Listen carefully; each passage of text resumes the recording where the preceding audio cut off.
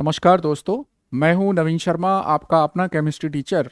और आज हम लोग इलेक्ट्रोकेमिस्ट्री के एक बहुत ही इम्पोर्टेंट टॉपिक इलेक्ट्रोकेमिकल सीरीज या रिएक्टिविटी सीरीज के बारे में बात करेंगे। और इस टॉपिक से आपके एकेडमिक्स में मतलब 12th क्लास बोर्ड में, नीट में, जेई में लगभग 2 से 3 क्वेश्चंस लगातार पूछे जा रहे हैं। तो इम्पोर्टेंट टॉपिक है, थोड़ा सिंसियरली आप इसको पढ़िएगा। तो सबसे पहले मैं बात करूं कि इलेक्ट्रोकेमिकल सीरीज आखिर में है क्या। तो it is simply the series of elements which is formed by arranging elements in the increasing order of their SRP। मतलब हम लोग क्या करते हैं, ये जो एलिमेंट्स आपके सामने यहाँ दिखाई दे रहे हैं, ये सब एलिमेंट्स को हमने SRP के इंक्रीजिंग ऑर्डर में लिखा है। जैसे मैं यहाँ दिखा देता हूँ आपको, लिथियम का जो स्टैंडर्ड रिडक्शन पोटेंशियल है वो आता है -3.02 वोल्ट। ठीक है। ऐसे ही यहाँ जिंक के लिए ये आता है -0.76 वोल्ट। हाइड्रोजन के लिए आता है 0.0 वोल्ट। कॉपर के लिए आता है +0.34 वोल्ट। और नीचे फ्लोरीन के लिए आता है +2.87 वोल्ट। तो आप देख पा रहे हैं हमने यहाँ पर एलिमेंट्स को इंक्रीजिंग ऑर्डर ऑफ एसआरपी में लिखा है।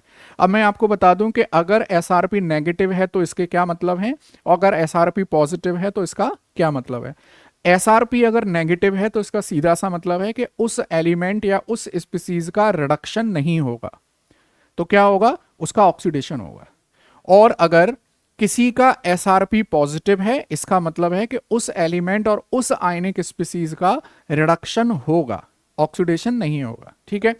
तो अब यहां जब हमने इन एलिमेंट्स को अरेंज किया है, देखिए बहुत इंपॉर्टेंट टेबल है, आपको याद भी रखनी है। एक निमोनिक्स भी अलग से एक वीडियो बना रखा है, आप उसको भी देख सकते हैं। देखिए हमने इस तरह से याद करी है कुछ। ली के बाप से काका ने मांगा, अलमारी मनी जमीन car, fridge CD player cooler, नहीं तो शादी पोस्टपोन है। एक तरह से एक डाउरी की लिस्ट है ये। ठीक है। उसके बाद हमने यहां पर कॉपर के लिए देखो C, मरकरी के लिए H, सिल्वर के लिए A, प्लेटिनम के लिए P और गोल्ड के लिए A। और इसके लिए बना दिया छापा। और नीचे नॉन मेटल्स के लिए हमने नीचे से इसको पढ़ा है इस तरह से CBI। और लास्ट में फ्लोरीन इसके लिए एक ऑफिसर का काम करता है।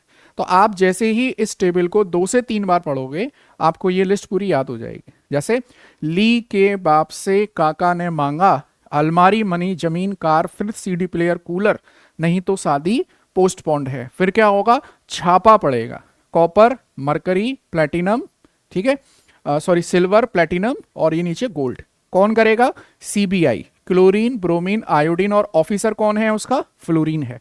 आप 2 से 3 बार ये लिस्ट पढ़िएगा, आपको टेबल याद हो जाएगी। ठीक है। अब इस टेबल से हमको क्या क्या इंफॉर्मेशन मिलती है मैं आपको एक बार बता देता हूं, फिर हम लोग डिटेल में इसको पढ़ेंगे। देखो SRP की वैल्यू बढ़ती जा रही है, इसका मतलब ऊपर से नीचे जाने पर इलेक्ट्रॉन लेने की टेंडेंसी बढ़ रही है। मैं ऐसे लिख देता हूं, इलेक्ट्रॉन लेने की टेंडेंसी बढ़ रही है, की टेंडेंसी बढ़ रही है। ये सबसे बड़ी इंपॉर्टेंट प्रॉपर्टी है कि जब भी आप इलेक्ट्रोकेमिकल सीरीज में ऐसे टॉप से बॉटम जाएंगे तो इलेक्ट्रॉन लेने की जो टेंडेंसी है वो बढ़ती जा रही है लगातार। अब हम लोग इसकी एप्लीकेशन पर आते हैं, बहुत इंपॉर्टेंट एप्लीकेशन है। देखिए सबसे पहले एप्लीकेशन बनती है हमारे पास रिएक्टिविटी ऑफ मेटल। तो आप लोग बहुत अच्छे से जानते हैं मेटल की रिएक्टिविटी डिपेंड्स ऑन, देखिए depends on tendency to lose electron. मतलब मेटेलिक रिएक्टिविटी किस पर डिपेंड करती है, इलेक्ट्रॉन देने की टेंडेंसी पर डिपेंड करती है। जैसे आप जानते हैं सोडियम मेटल है, तो सोडियम की टेंडेंसी क्या है, इलेक्ट्रॉन देने की है, इलेक्ट्रॉन देने की है, इस तरह से। तो रिएक्टिविटी ऑफ मेटल डिपेंड कर रही है सिंपली इलेक्ट्रॉन देने की टेंडेंसी पर। तो अभी हमने थोड़ी देर पहले देखा, देखिए कि ऊपर से नीचे जाने पर इलेक्ट्रॉन लेने की टेंडेंसी बढ़ रही है, इलेक्ट्रॉन देने की टेंडेंसी क्या हो रही है, घट रही है। तो इसका मतलब है कि जो मेटल ऊपर आ रहा होगा वो ज्यादा रिएक्टिव होगा। देखो मैं ऐसे लिखता हूं इसको, ऊपर वाला मेटल ऊपर वाला मेटल मोर रिएक्टिव होगा, मतलब जल्दी इलेक्ट्रॉन दे रहा होगा, मोर रिएक्टिव। और नीचे वाला मेटल क्या होगा, लेस रिएक्टिव होगा। नीचे वाला मेटल क्या होगा, लेस रिएक्टिव होगा। इसी तरह से याद रख लेंगे हम लोग, हमारे क्वेश्चन सॉल्व हो जाएंगे बड़ी आसानी से। ऊपर वाला मेटल क्या होगा, मोर रिएक्टिव, नीचे वाला मेटल क्या होगा, लेस रिएक्टिव। जैसे फॉर एग्जांपल आपके पास जिंक है, आपके पास कॉपर है, तो देखिए जिंक ऊपर आता है इलेक्ट्रोकेमिकल सीरीज में, तो ये हो गया मोर रिएक्टिव। और कॉपर नीचे आता है तो ये हो गया लेस रिएक्टिव। मेरी बात समझ में आ रही है आपको?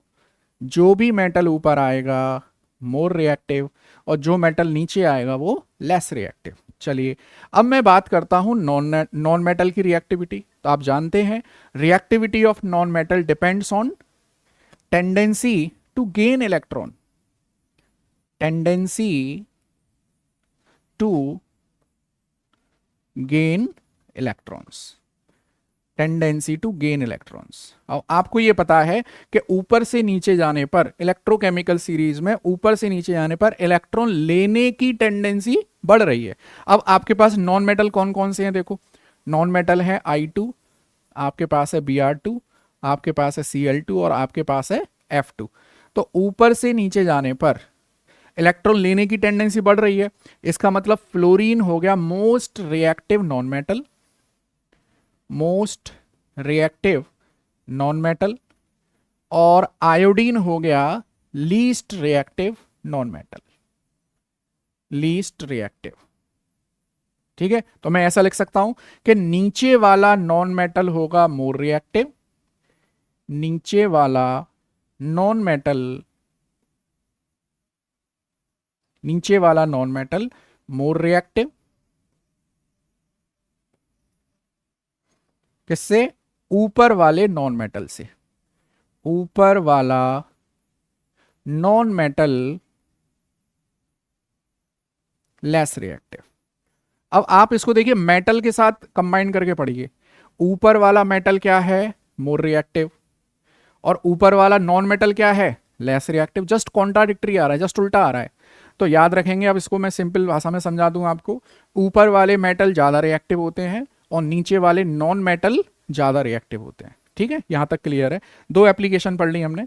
Now come to the third one, ये आती है डिस्प्लेसमेंट रिएक्शन। अब डिस्प्लेसमेंट रिएक्शन क्या होती है, देखिए सीधी सी बात है, डिस्प्लेस वही होगा जो कमजोर होगा, और करेगा कौन, जो रिएक्टिव होगा, जो स्ट्रॉन्गर पार्ट होगा। तो मैं ऐसे लिखता हूं, देखना हमेशा, डिस्प्लेसमेंट रिएक्शन का मतलब होता है कि more reactive will displace, more reactive will displace less reactive, will displace less reactive। तो यहां से देखो, अब ये मोर रिएक्टिव कौन हो सकता है, मोर रिएक्टिव मेटल हो सकता है, मोर रिएक्टिव नॉन मेटल हो सकता है। तो याद रखना, more reactive metal less reactive metal को डिस्प्लेस करेगा, और more reactive non metal less reactive non metal को डिस्प्लेस करेगा। देखिए अब मैंने अलग से ये एप्लीकेशन बना दिया आपके लिए कि displacement of metal by metal. तो सीधी सी बात है, more reactive metal, more reactive metal will displace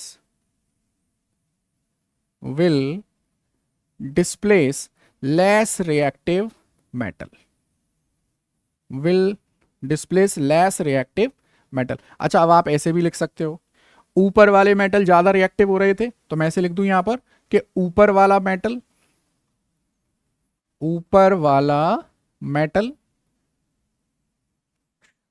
will displace नीचे वाला मेटल। ऐसे कर सकते हैं हम लोग, देखिए नीचे वाला मेटल। इलेक्ट्रोकेमिकल सीरीज में जो मेटल ऊपर आते हैं वो नीचे वाले मेटल को डिस्प्लेस कर देते हैं। अब जैसे देख लीजिए, मैंने लिखा जिंक, और इसकी रिएक्शन करा दूं मैं कॉपर सल्फेट के साथ। ये देखो, कॉपर सल्फेट के साथ। हम जानते हैं जिंक ऊपर आता है रिएक्टिविटी सीरीज में, तो जिंक क्या हो गया, more reactive.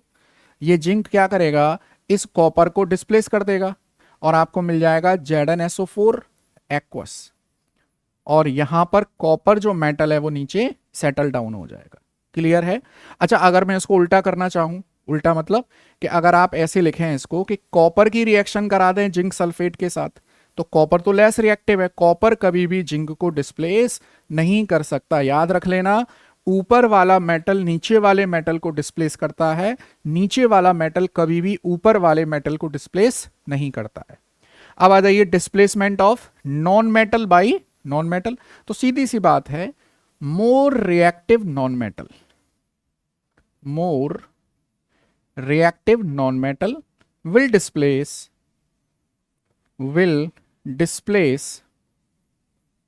less reactive non-metal, will displace less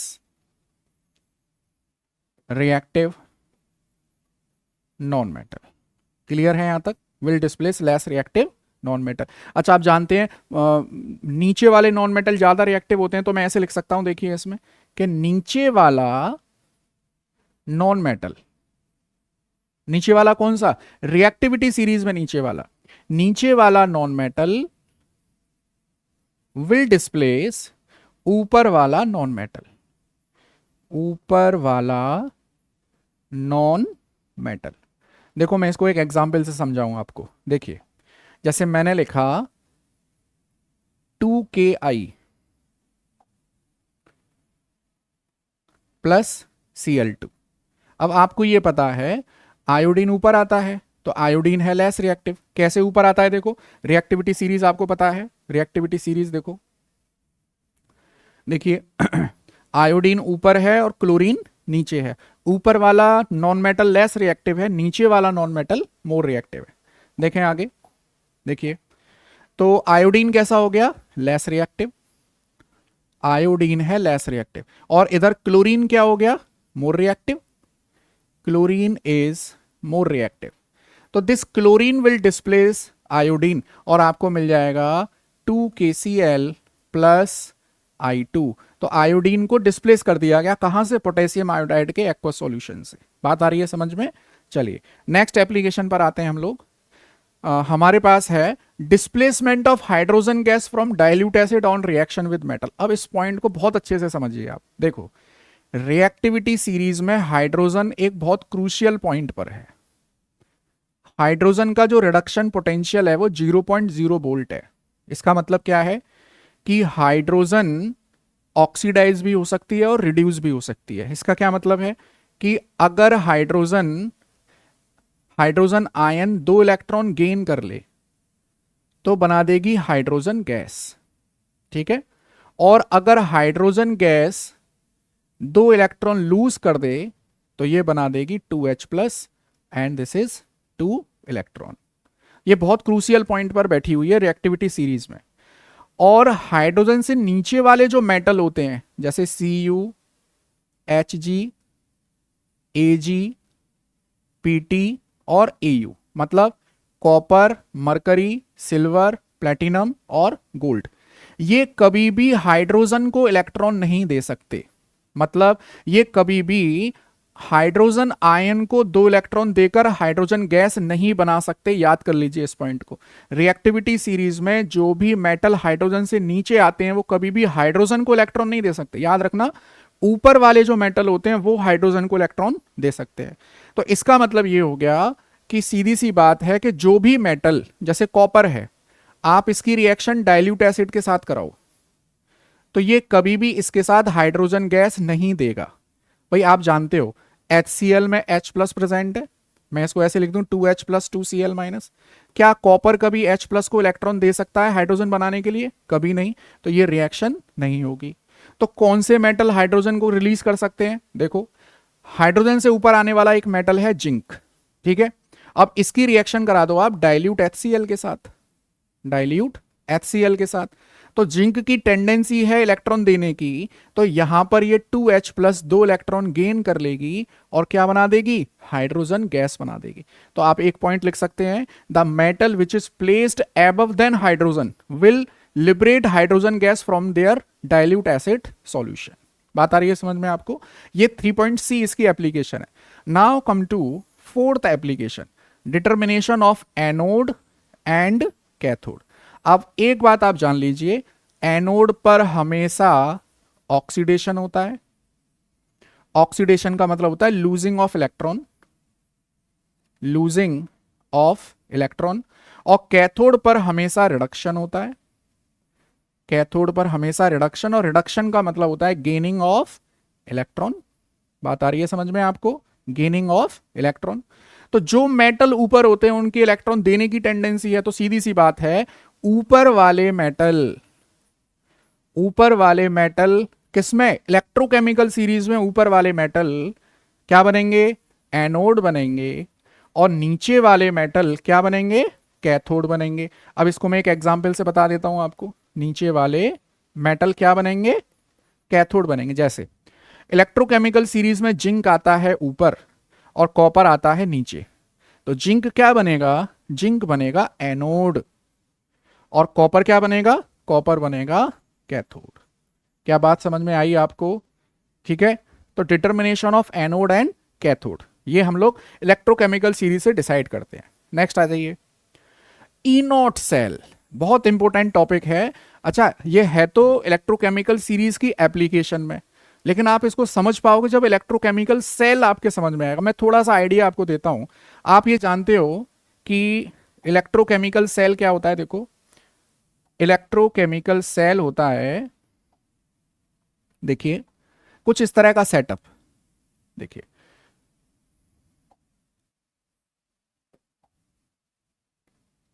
कुछ इस तरह का सेटअप होता है।